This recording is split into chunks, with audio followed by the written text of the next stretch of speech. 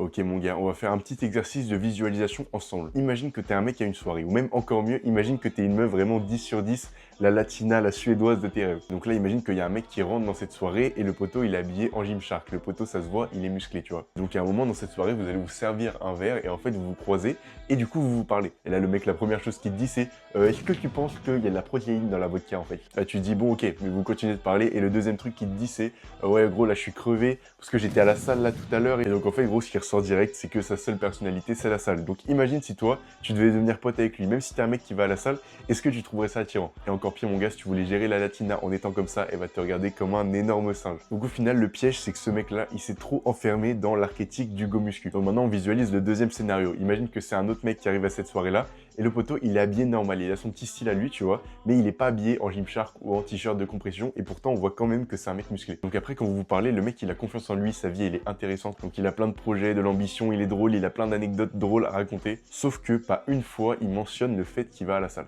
Mais en vrai il a même pas besoin parce que ça saute aux yeux que le mec il est musclé, il est sportif. Donc imagine que ce soit pour se faire des potes ou alors pour démarrer la latina de la soirée, on sait très bien que c'est le deuxième mec qui s'en sortira le mieux. Donc maintenant gros dans cette vidéo on va voir en 3 parties comment devenir le mec le plus intéressant et attirant partout où tu vas, comment équilibrer la salle avec tes autres objectifs et comment ne pas t'enfermer dans cet archétype du go muscu. Donc les gars, chapitre 1 sur 3, le premier truc ça va être de faire un autre sport que la muscu. Donc dans un premier temps, ça va permettre de montrer que t'es pas un mec unidimensionnel. Tu peux pas être rangé dans la catégorie go muscu, qui parfois peut être une catégorie qui est péjorative. En fait aussi, ça montre surtout que la muscu c'est un outil pour toi et pas ta personnalité tout entière. Donc pour une petite anecdote, c'est un truc qui m'arrive souvent, mais quand je vais en soirée, je mets soit des polos, soit des chemises un peu serrées et tout, parce que quand même j'ai envie qu'on voit que je suis musclé, tu vois.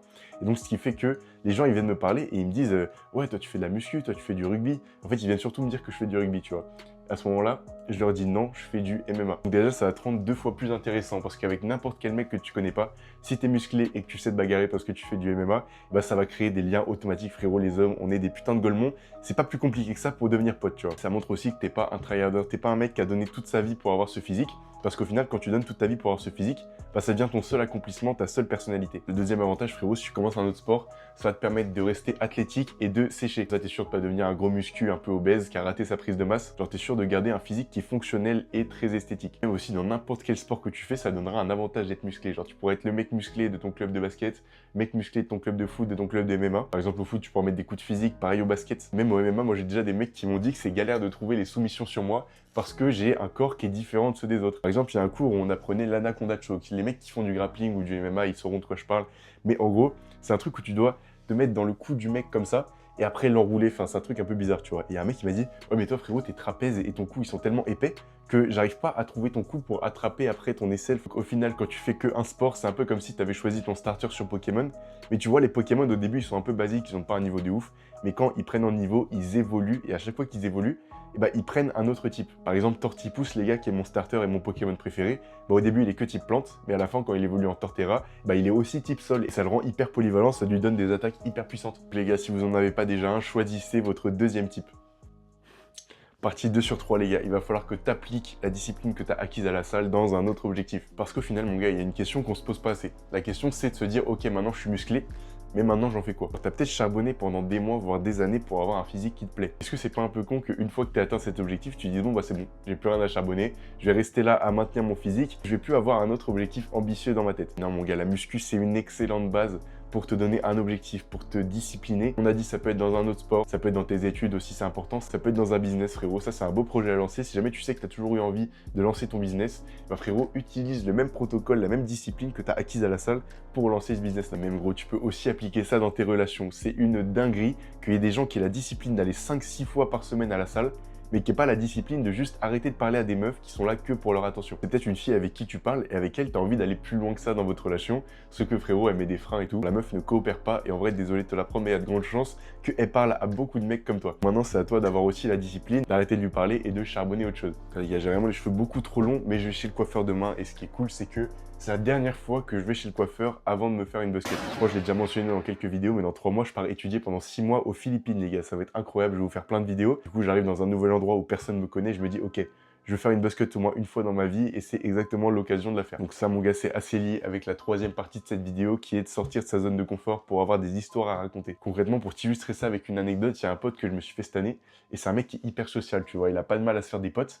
Et je me rappelle, frérot, au bout de 1 semaine que je le connaissais, il m'avait raconté des anecdotes de malade. Par exemple, le fait qu'il ait déjà fumé un joint de Snoop Dogg que Snoop Dogg lui avait donné en personne. Ou alors même qu'il y a déjà un mec qui lui a proposé de manger les pieds de mon pote pour 1000 euros. Genre, au final, avoir des histoires de fous à raconter comme ça, je te jure que ça t'aide de ouf dans tes relations. Mon gars, si toi, ta vie, elle est monotone, si elle se résume à aller à la salle, aller en cours, manger, dormir, bah c'est hyper triste, mais tu vas pas te créer des histoires de fous comme ça. Genre, ta vie, elle aura l'air plate. Et donc, c'est dommage d'une part pour toi, et d'une part aussi pour les autres, parce que tu seras une personne moins intéressante. Donc mon gars, sors de ta zone de confort, dis oui quand il y a des opportunités un peu bizarres qui s'offrent à toi. Genre exemple tout con, mais ce t-shirt là, je l'ai gagné en risquant ma vie. Pour l'histoire, c'était juste quand j'étais au camping avec des potes dans le sud-ouest, on a vu une pub passer pour un espèce de spectacle où toi-même tu pouvais rentrer dans l'arène et te faire courser par des taureaux en faisant des jeux. Donc c'est un truc qui est hyper dangereux. Et au final, on aurait pu juste rester dans notre zone de confort et dire non. Frérot, on a dit oui, on y allait, c'est les meilleurs souvenirs de notre vie. Dans l'adrénaline de te faire courser par un animal de 500 kilos. Moi, je me suis fait percuter par le taureau, du coup. Sur le moment, c'était dangereux, je voulais pas trop y aller. Maintenant, frérot, que j'y pense, c'est un des meilleurs souvenirs de ma vie. Autre exemple, mais il y a un mec que je connais à un moment qui poste une annonce pour recruter des vendeurs au téléphone. C'est-à-dire que le job, il consiste en quoi? T'es pas payé, tu dois appeler des petites mamies et des infirmières pour leur vendre des protections juridiques. T'es payé uniquement à la commission si jamais tu vends un programme. Je veux dire, j'aurais pu dire, ouais, c'est bourbier de fou, j'y vais pas. Au final, j'ai saisi l'opportunité, j'ai saisi l'anecdote, et frérot, c'était hyper drôle. T'es là, t'appelles des gens, les gens te chient à la gueule, tu dis, non, fils de pute, me rappelle pas. Au final, ça a développé mon éloquence, mes skills en vente. C'est le même métier que le loup de Wall Street, les gars, c'était rigolo. Et en fait, même, ça m'a entraîné à me prendre des refus. Ça veut dire que une fois que j'avais fait 2-3 heures où je faisais que appeler des gens et où 99% ils me disaient non, nique ta mère, bah, au final, je sentais qu'en sortant du bureau, tu vois, j'aurais pu aller parler à n'importe quelle meuf pour lui demander son Insta parce que je m'en battais les couilles de si elle disait non ou pas. Je l'ai pas fait parce que ça fait 2 ans que je suis posé avec une meuf, tu vois. Mais c'est pour te dire à quel point parfois dire oui à une opportunité, ça va tellement te développer le fait que tu es intéressant et que tu aies des histoires à raconter. Donc mon gars, qu'est-ce que tu vas devoir faire en devoir de cette vidéo? Le premier, c'est que tu vas devoir commencer un nouveau sport dans lequel tu vas devoir devenir bon et dans lequel tu auras comme base la muscu. Le deuxième truc, ça va être de te fixer un autre objectif, mon gars, un truc hyper ambitieux pour que tu retrouves la même énergie de quand tu étais gros, de quand tu étais skinny avant que tu commences à aller à la salle. Et mon gars, si t'as pas d'idée d'objectif à te fixer, j'ai fait des vidéos sur le sujet. Et le troisième, mon gars, ça va être de dans la semaine dire oui à une opportunité, à une occasion qui te fait sortir de ta zone de confort et où t'aurais pas dit oui à la base. Ça, mon gars, c'est un truc dont j'ai déjà parlé sur ma chaîne secondaire qui est en description, où je parle un peu plus en format podcast. Donc, mon gars, si ça t'intéresse, va checker. Il y aura sûrement un sujet qui t'intéresse. Va checker les autres vidéos sur ma chaîne principale. Va t'abonner à mon Insta si tu veux juste me parler du contenu exclusif, de la motivation en story. Voilà, mon gars, abonne-toi. L'objectif du moment, c'est d'atteindre les 500 abonnés. Donc, monte dans le train, mon gars. Si t'es un énorme chabonneur, on va aller chercher nos objectifs ensemble. Bref, gros bisous, mon gars. Grosse force dans tes objectifs et reste branché pour la prochaine vidéo.